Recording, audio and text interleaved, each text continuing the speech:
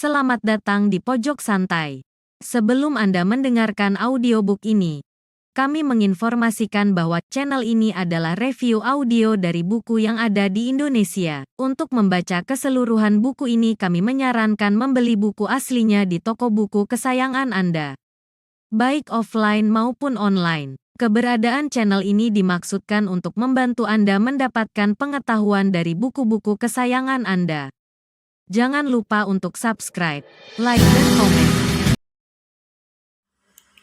Selamat datang di Pojok Santai, channel khusus yang membahas komik dan novel dengan cara asik.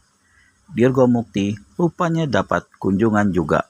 Kunjungan untuk memastikan pertarungannya dengan Suto Sinting alias pendekar mabuk. Akankah Dirgo menyanggupinya? Yuk langsung saja disimak video berikut ini.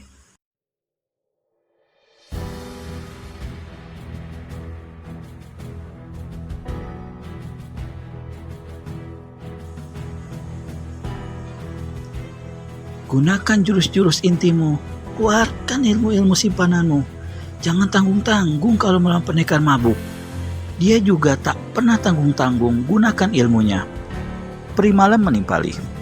Bila perlu, gunakan pusaka kapakmu itu. Aku yakin pendekar mabuk tak akan mampu menandingi kesaktian kapakmu itu. Dirgo Mukti semakin sombong hatinya. Kepalanya bagaikan bengkak mendapat sanjungan seperti itu. Lalu ia cabut senjata kapaknya dan ia amat-amati beberapa saat. Kapak bermata dua itu mempunyai ujung mata tombak yang bisa melesat memburu sasaran dan tumbuh lagi mata tombak lainnya dari dalam gagang. Kapak itu mempunyai gagang yang bisa ditarik dan menjadi rantai sehingga bisa dipakai menebas leher dari jarak 2 tindak atau 3 langkah di depannya. Seharusnya Datuk Maragade sudah aku habisi nyawanya pakai kapakku ini. Kenapa aku jadi lupa pada pusaka sendiri? Itu tak perlu. Melawan Datuk Maragade tidak harus pakai kapak pusakamu. Tidak terhormat rasanya jika kapak itu kau gunakan untuk melawan Datuk Maragade. Akan lebih terhormat lagi jika kau gunakan untuk membunuh Suto Sinting. Kurasa hanya kapak ini yang bisa menandingi semua ilmu pendekar mabuk, kata peri malam yang membuat hati Dirgo Mukti menjadi semakin berbunga-bunga. Kurasa kau perlu istirahat banyak, Dirgo, kata Selendang Kubur dengan senyum manisnya. Jangan buang-buang tenaga sebelum hari pertarungan tiba. Mari ku antar pulang ke Pantai Saru.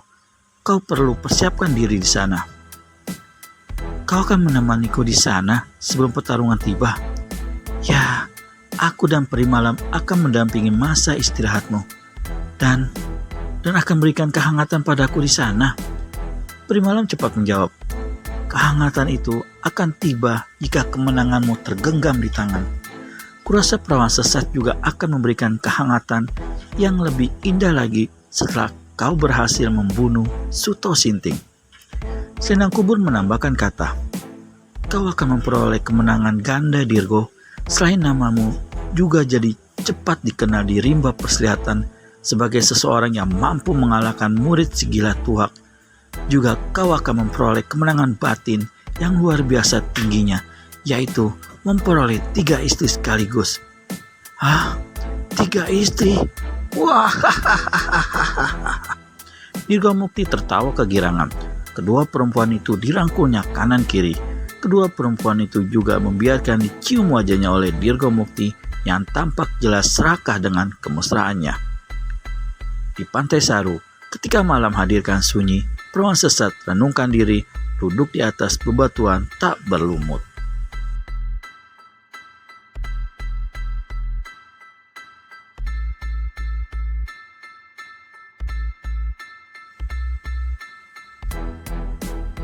Satu persatu, peri malam dan selendang kubur mendekat, lalu mereka saling bergunjing tentang Suto. Perawan sesat yang mengawali percakapan itu.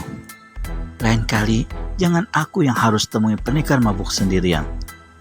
Mengapa? Tanya peri malam. Aku tak tahan memandang matanya. Gairahku terbakar dan rasa cintaku meletup-letup jika bertatap muka dengannya.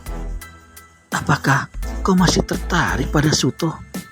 Justru karena aku masih punya rasa cinta, maka aku harus menghadirkannya jika inginkan kematiannya, kata perawan sesat sambil menatap peri malam. Tapi selendang kubur segera angkat bicara. Dasar perempuan binal, Shrek! Perawan sesat berdiri, selendang kubur juga sigap menantang. Mata perawan sesat tajam menembus bola mata selendang kubur yang memancarkan dendam itu. Lalu terdengar perawan sesat menggeram dalam ucapan kata, jangan memancing kemarahanku kalau tak ingin ku binasakan di sini sekarang juga. Lebih baik kita adu nyawa daripada akhirnya nanti kamu masih menyukai Suto. Aku tak pungkiri hal itu, tapi aku toh berusaha untuk tidak mau menemuinya secara sendirian. Bagaimana jika nantinya kau menjadi pengkhianat? Sentak selendang kubur. Lebih baik ku habisi sekarang nyawamu ketimbang nantinya kau menjadi pengkhianat. Sudah. Peri malam menengahi dengan suara tegasnya. Sekarang bukan saatnya bicara soal urusan pribadi. Aku ingin kalian bedakan antara urusan pribadi dengan urusan bersama. Dia masih mencintai Suto, tuding selendang kubur kepada perawan sesat. Kurasa itu hal yang wajar, kata peri malam dengan lantang. Karena ada cinta itulah, maka timbul kebencian kepada Suto. Kalau kita tak punya cinta pada Suto, tak mungkin kita sakit hati dengan sikap acuh tak acuhnya. Selendang kubur kendorkan ketegangan uratnya. Demikian pula perawan sesat. Keduanya saling bisu.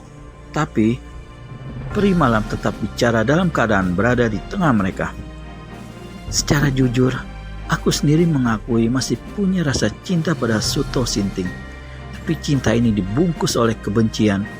Dan karena itu, kita merencanakan untuk membunuh Suto. Sekarang, yang perlu kita pikirkan, andai kata Suto tidak hadir dalam pertarungan nanti, apa yang harus kita lakukan?